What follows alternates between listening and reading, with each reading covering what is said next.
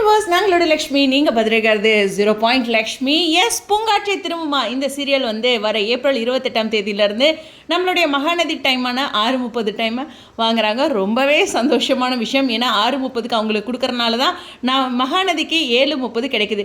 இது ஃபஸ்ட்டு அனௌன்ஸ்மெண்ட்டாக வந்து பூங்காற்றை திரும்புமா இதனுடைய டைம் மட்டும் கொடுத்துருக்காங்க 6:30க்கு புது சீரியலுக்கு. ஸோ அடுத்து நமக்கு அடுத்தடுத்த மாற்றங்கள் வரும். எனக்கு தெரிஞ்சு என்னோடய வியூ சொல்கிறேன். இனிமேல் சிந்து பைரவி எந்த டைம் சேஞ்சுமே பண்ணாமல் அங்கேயே வச்சுட்டு 7:30க்கு மகாநதியை கொண்டு போயிட்டு ஆகா கல்யாணத்தை 6 மணிக்கு கொண்டு வருவாங்கன்னு நினைக்கிறேன்.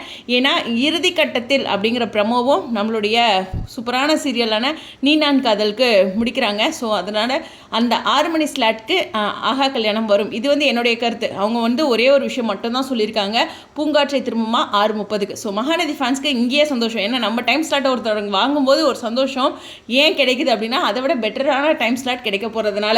ஓகேவா, ப்ரமோ ஒரு பக்கம் கொஞ்சம் பதட்டமாக இருக்கா, இல்லை அதில் ஒரு அழகான விஷயமும் இருக்குது. அதை பற்றி நம்ம அடுத்த வீடியோவில் பார்க்கலாம். உங்களுடைய கருத்துக்கள் ஸ்டெடியோன். ஸோ வர ஏப்ரல் 28ஆம் தேதியிலிருந்து டைம் சேஞ்ச் அஃபிஷியலாக கன்ஃபார்ம். உங்களுடைய கருத்துக்கள் ஸ்டெடியோன்.